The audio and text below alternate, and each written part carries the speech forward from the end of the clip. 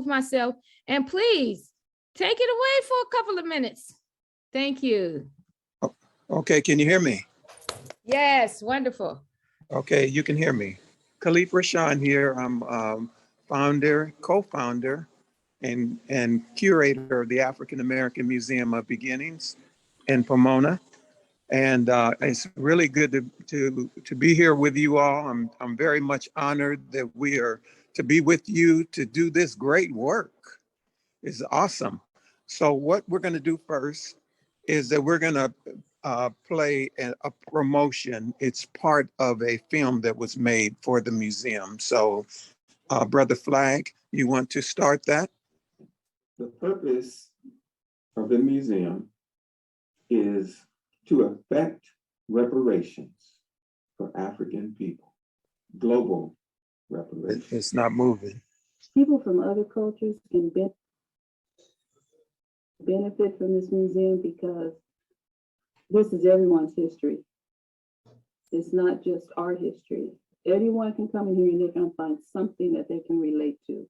We had a little Hispanic girl come in and she said, "Oh, that's Rosa Parks. I know her." Now, the Native American section, you know, someone can say, "Oh yeah, I heard some ladies came in, I'm Cherokee or I'm Blackfoot." And so there's something here for everyone. We also have Soul Cinema where we show a film, and we have a community discussion. We have a study group, a weekly study group where we study. We have a gentleman that came in that is doing our study group. Shuja is doing a study group, and he comes in and he is from the African Restoration Project. So we're collaborating. And then we also have the Munich Museum itself, where we conduct tours, and we have concerts, we have old school concerts, we have whatever is necessary to engage with the community, to nurture the community and nurture the entire community, but primarily we're into promoting the health and regeneration of our people as Africans. The more we know about ourselves, the more psychologically healthy we're going to be. And when you come to the museum, you're going to learn about your history and culture and your responsibility.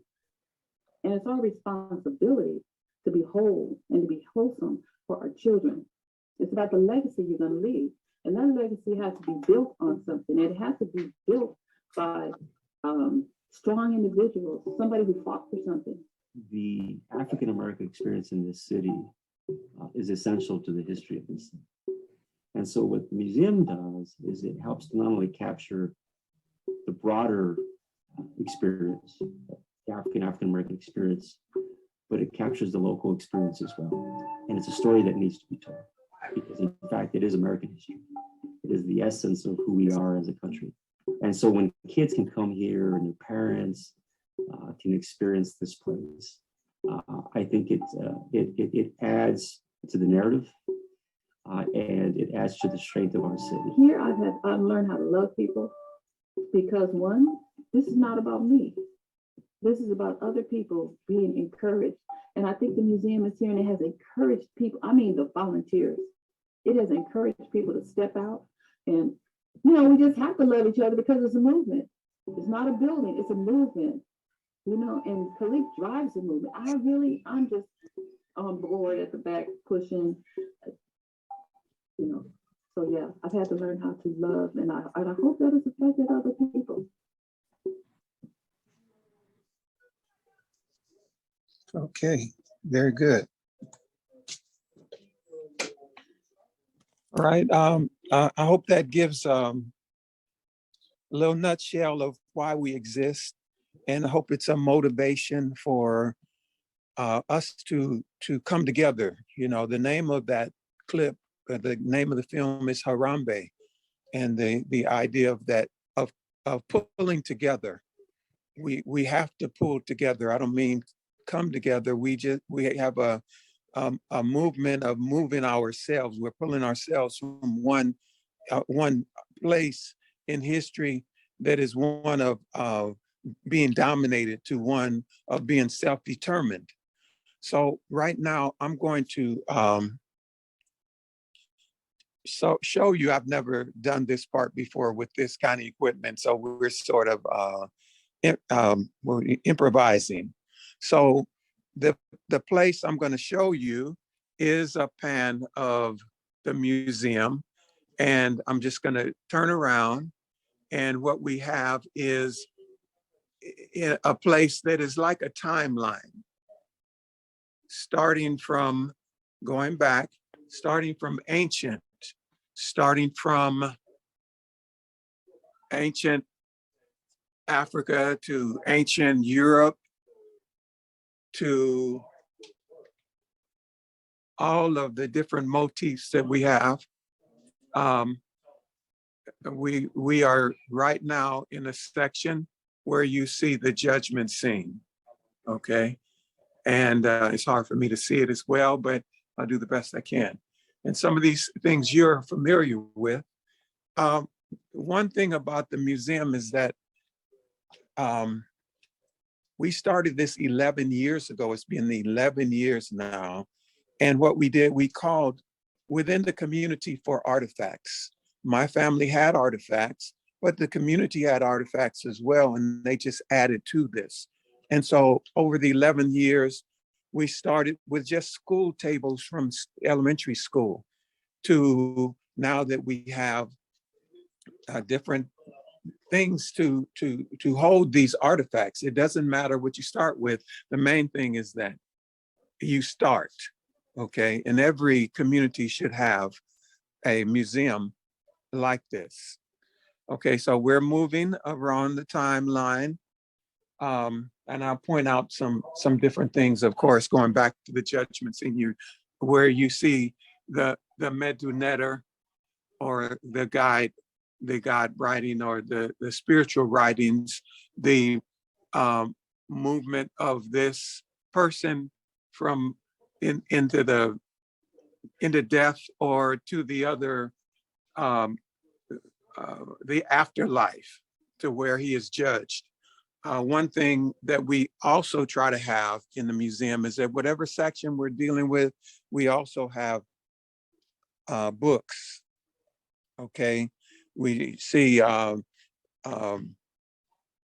Anta Diop, you'll see around. You have George G.M. James. They have a whole library there. I don't know if it's bigger than yours, Brother Kamathi, but No.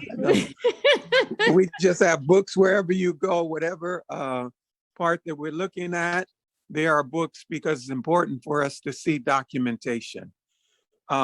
This is Akhenaten, okay? These are just various things that we found, and I won't take a lot of time to go over them, but here's one thing that we might be familiar with. You see the picture of the Moor. Very interesting. You also see, I'm going to take you from the Moor to a, don't get seasick, anybody, but I'm going to take you to another image, and that is the bullfight. Understanding that the Moors came to Africa in 711, and they left in 1492 during what they call the Reconquista. And now the bullfight represents the Reconquista. So every time you see a matador slay, the black bull is slain in effigy, the black man.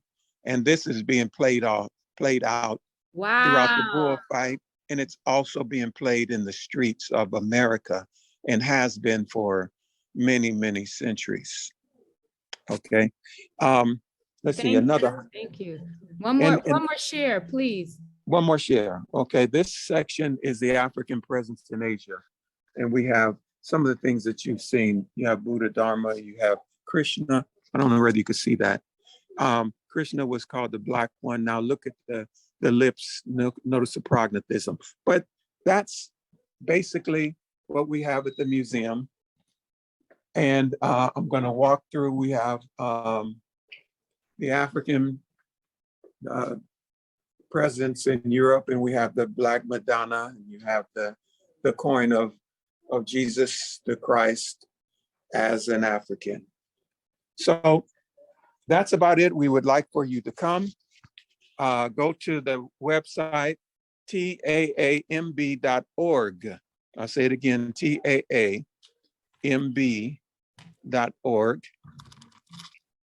And see what we have going on.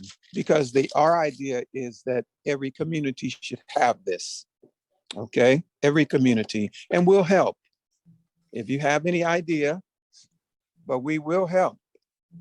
Just call us, okay? It is a small but powerful, mighty place right in the slap dab in the abandoned mall almost of Pomona no Mall. longer abandoned. No longer abandoned. We're there now. Okay. And please, if you are in the area, take the time.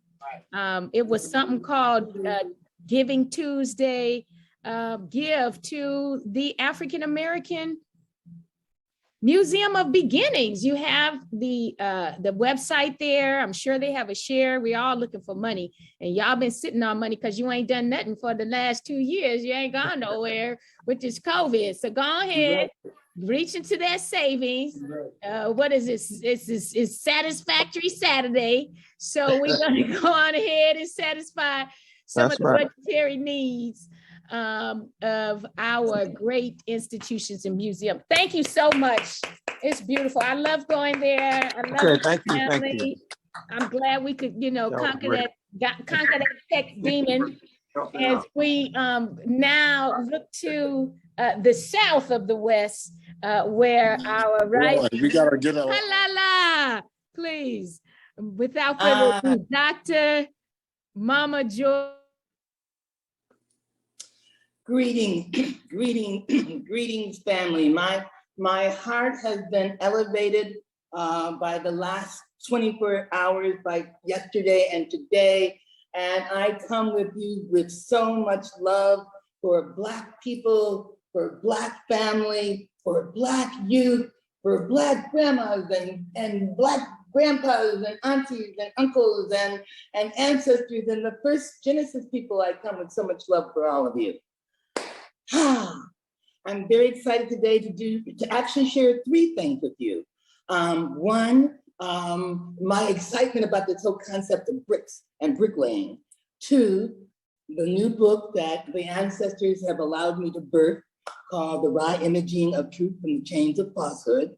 And lastly, a discovery that I had that is really making me, my brain and my heart flutter while doing this work. So let me start. Now, first of all, the title of this conference about resurrecting our history, which I've changed into From the Age of Falsehood, but subtitle, Making and Laying and Using Bricks to Build for Eternity. And one of the things I love about ASCAC is because it forces you to go deep and wide and broad and deep, as Baba Jake used to say, into the deep well of knowledge. And one of the things I've discovered in my work is the continuity within African culture.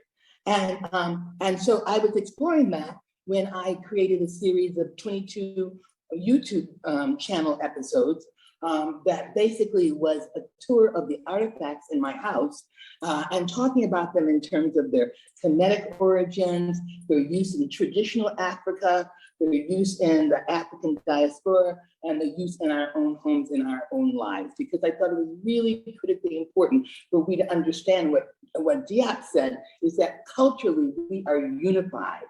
And so I wanted to show you, and so we've been talking so much about bricks, and I got excited about bricks this year. So I want to share my excitement with your excitement in the sense of reciprocity. So Anthony, could you put on that, could you share the screen and play that, please?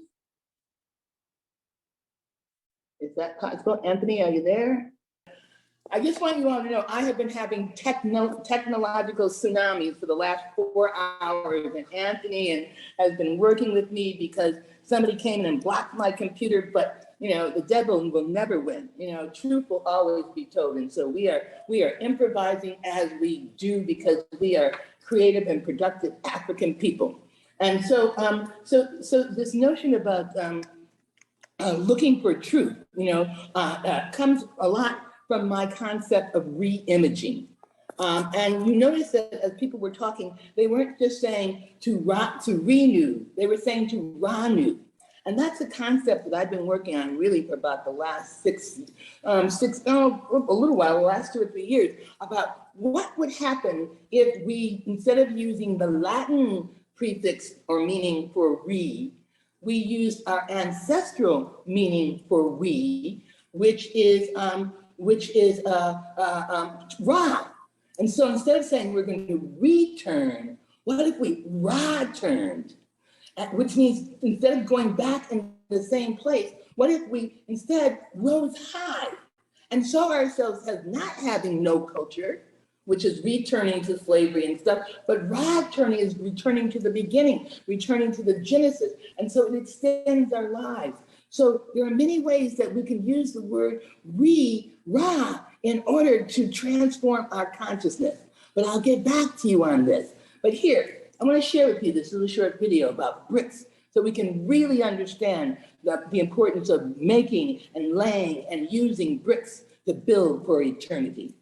Okay, hit it, Anthony.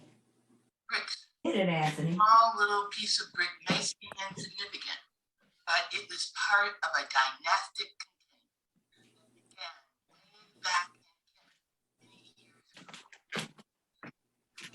And brickmaking and pottery was so important to our ancestors that they personified the clay and its power. Khnum was a pottery maker. And the creation story of Khnum says that when it was time to make man, Khnum fired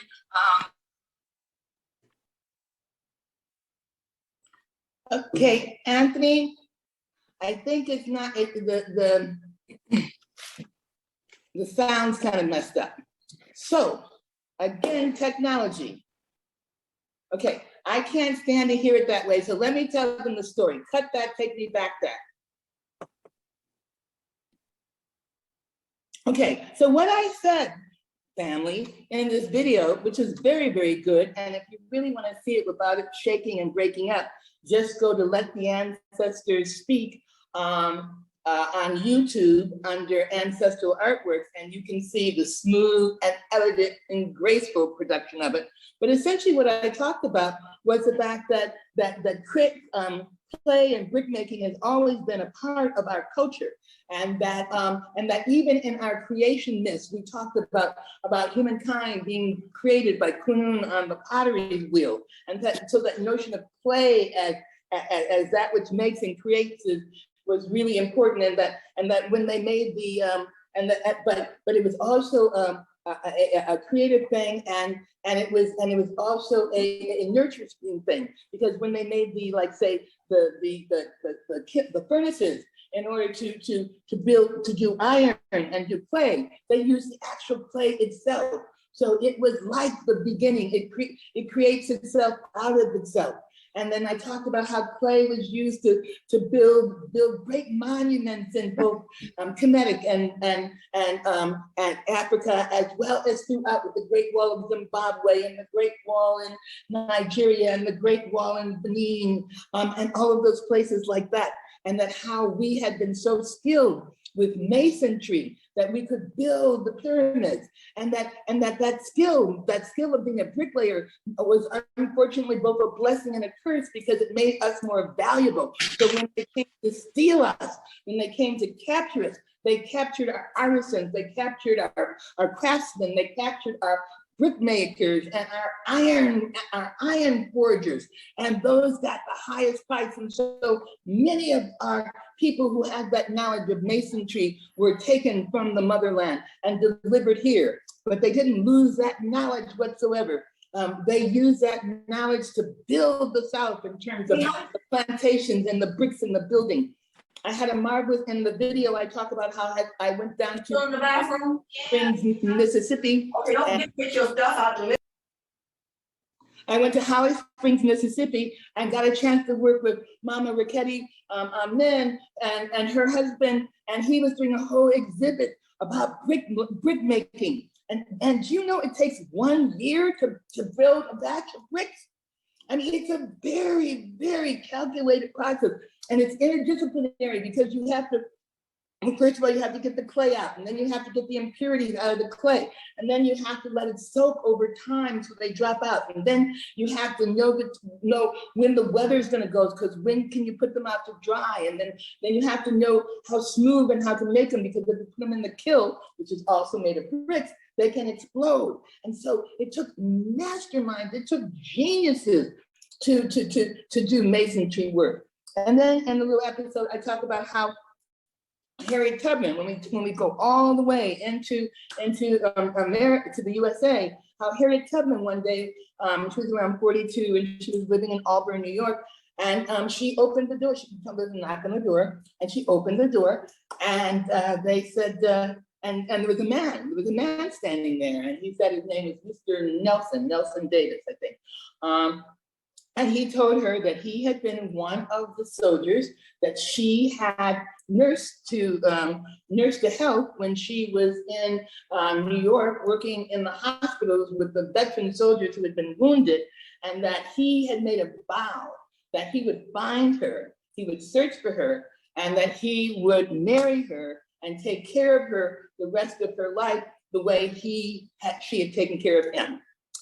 And when he told her that he was a brick mason, you know, full circle, coming around, building, supporting, you know, laying bricks, building bricks. And so they got married, and they were married for 19 years before he passed away from the contracted pneumonia that he had gotten when he was in the Civil War.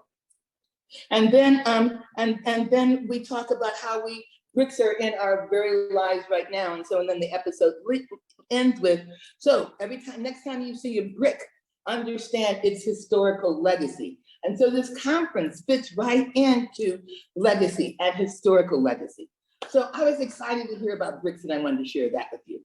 Now, let me share what my other excitement has been. My other excitement has been publishing, or actually feeling like giving birth to an ancient Kemetic wisdom text, an adaptation of the wisdom text. I had studied the various different texts in our ancestral historical libraries, and I had combined them into one story. And so, Anthony, can we try this again? There's no sound, so I think this will work. Can you go to what? So what I want to do is I just want to share some of this with you. Okay, great. Take it. So the Ra-Surrection of truth from the chains of falsehood. Go down. That's an old version. We want to go down to the pictures. Loading, full screen loading. Okay, next one. I want to go down, next one. Next one. All right, here we go. Okay. Before, once upon a time, there was the first time. And the first time was called Setepi. During the time of Setepi, truth walked in a world harmonized by Ma'at, by justice, by divine order, by balance and reciprocity. Next page. When truth walked the world, people knew there was no separation between the spiritual and the material, and that what was above was also below. People saw things as wholes rather than as parts, and understood that life was cyclic and not linear, and that what goes around comes around. They understood that redemption was always possible, and that human beings were verbs and not nouns when truth walked the world. Next page. When truth walked the world, things were balanced. And truth and harmony were seen, truth and falsehood were seen as complementary dualities, two sides of the same coin. When truth walked the world, people were not victims. Each one in their own way was a victor, and no one was a stranger. Everybody was somebody's brother, sister, daughter, son, mother, father, or friend journeying the world. Next page. But over time, truth's sibling, falsehood, became jealous of truth. Falsehood didn't want to share. Falsehood wanted all the attention, all the praise, all the power. So, falsehood thought and thought and thought. And finally, falsehood decided there was only one way to gain world dominance, and that was to destroy truth. So, falsehood hid behind a tree and patiently waited to ambush truth. Next page. He waited and waited and waited. Next page. When truth walked by, falsehood grabbed truth, stepped on truth's throat, manacled his mouth, chained his hand, and kicked truth into a deep, deep, deep pit. Next page. Then falsehood put on truth's clothes and boldly began to walk throughout the land disguised as truth. Next page. The earth shuddered in horror, and Mayat and harmony disappeared. Everything turned upside down, and Isper and chaos began their reign. Turn the page. Falsehood's flowers put on battle gear and came to conquer. They turned language into a weapon. They problematized the other. They created binaries. They divided the world into either or and small, lonely spaces in between. Both and was replaced by Black versus white, us versus them, rich versus poor, straight versus gay, old versus young, fat versus thin, Christian versus heathen, able versus disabled, light skin versus dark skin, good hair versus bad hair, loved versus hated, wanted versus rejected, worthy versus unworthy. Next page. People began to lock their doors so that the other could not get in. And as they locked their doors, they locked their hearts. And as they locked their hearts, they locked their minds. And as they locked their minds, they lost their souls. Fear and anger became the dominant modality. Pathology became a descriptor. Trauma became generational. Money became God. White became right. Social media became the gospel. And the big lie ruled the land. Next page. But there are always resistors. Next page. Right there, stay.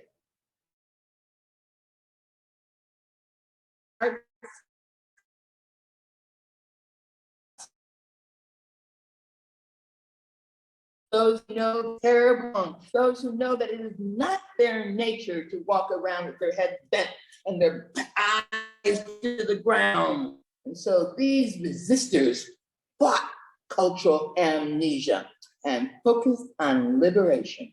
They called out to the creator and the ancestors They prayed for intervention and direction, and the ancestors responded.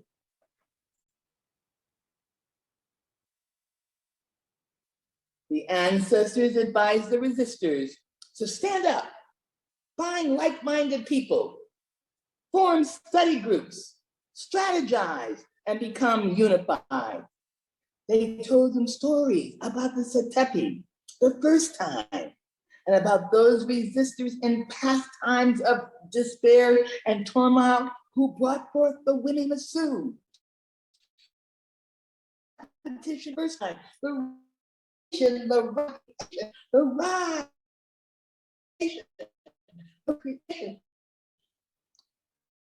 to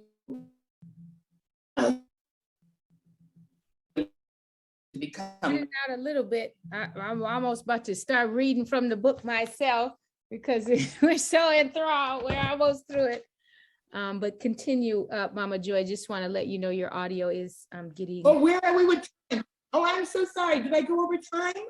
No, I was just saying that your audio is getting a little janky. Okay, so they learned how to recognize truth's presence in the clay of the earth, in the waterfall, in the hills and the valleys, and the sunrises that always, always, always follows sunsets.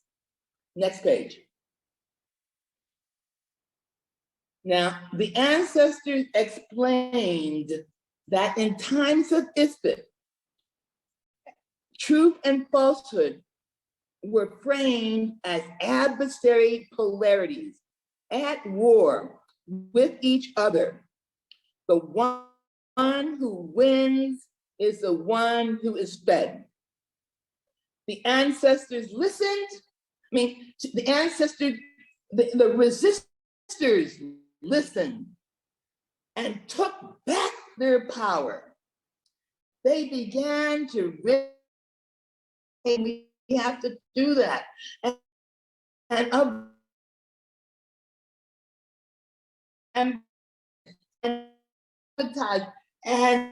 hopelessness.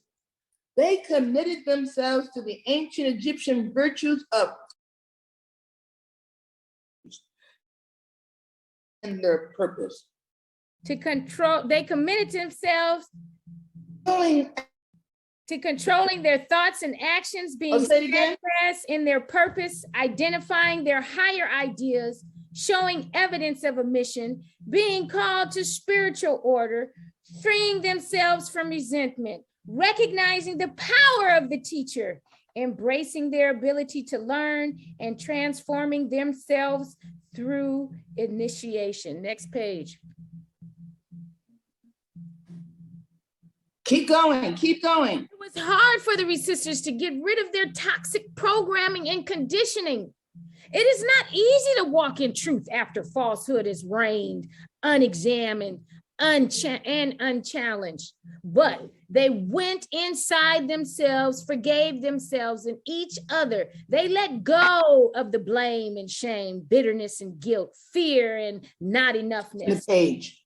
No, keep going. Turn the page, Anthony. They became self-loving, community connected, divinely directed. They studied the wisdom of the first time, and they worked to be like Ra, the sun, Ra cycling themselves into their completed self each day.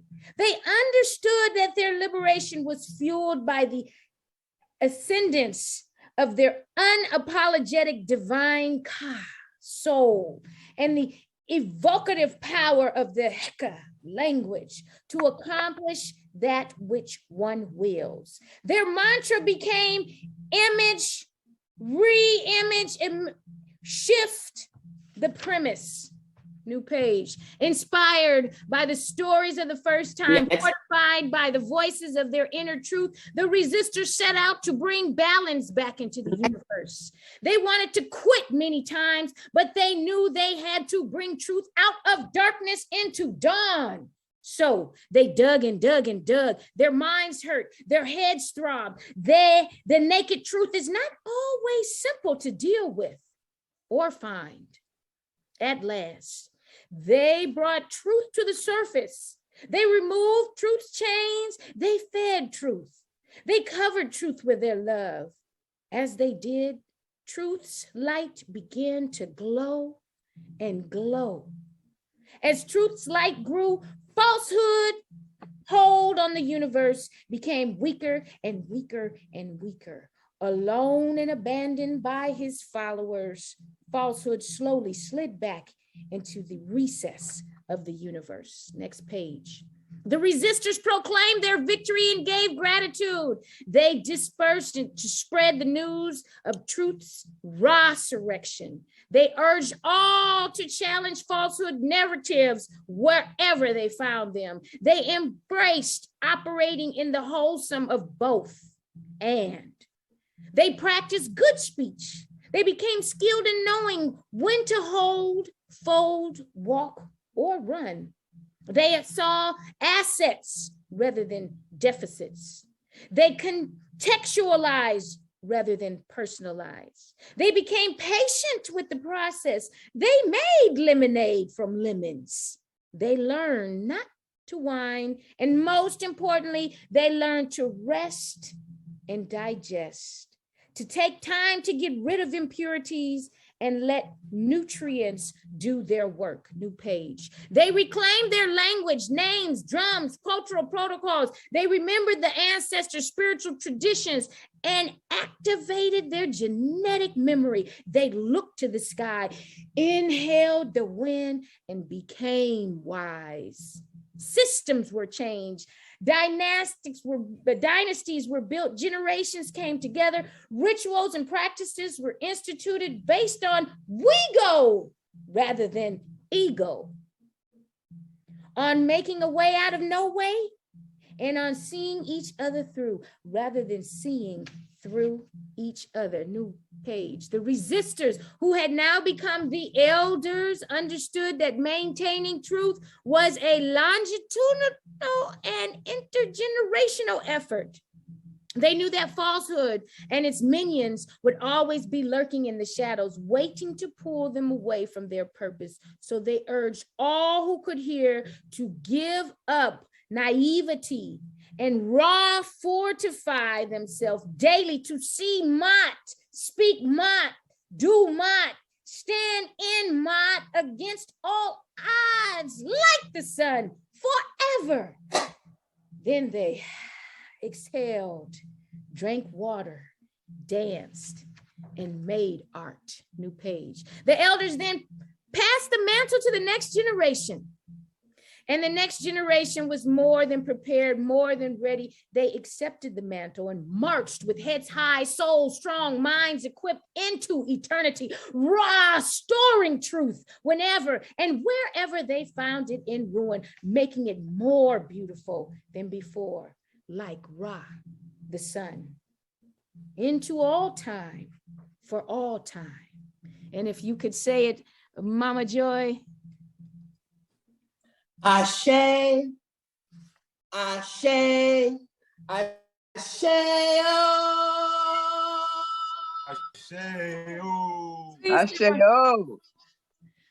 Just give us a final word on the book, how we can get it. I think brother Dr. Kimathi Carr put it in the chat. Please look for the book. I put in the chat how you can find all of the episodes on YouTube. Oh, wow. If you don't have it, it's a wonderful story to share with the children. You can see the colorful, it's everything. Yes, Mama, please give us a final word. So take you off mute. Oh, you're not muted. Oh. The I'll speak. The ancestors are so pleased with this collaboration. This was, you're jumping in and your reading was so beautiful. I mean, they are, and so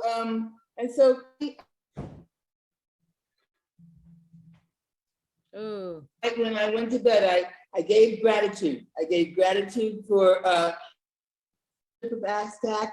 I gave gratitude for the current leader. Thank you. What we're doing, and please go to ancestralartworks.com. Yes. And you can read more about the book, and you can look the story in, and you might want to give it to your kids to you or your kids, because it's a wisdom text for everybody. So thank you. Here's one more brick. Sawadi, yes. All right, and here's one more brick. And also, I want to thank the brother who mentioned, because I misspoke and said the pyramids were built of bricks and they weren't built of stones. The bricks were used in terms of foundational or process things, but the pyramids were not built of bricks. They were built of stones.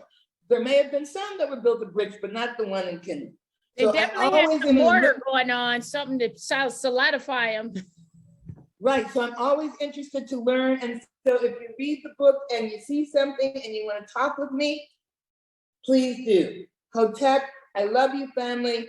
And technology, you didn't win. The story got told. It takes the community. Halala, yes, hurrah.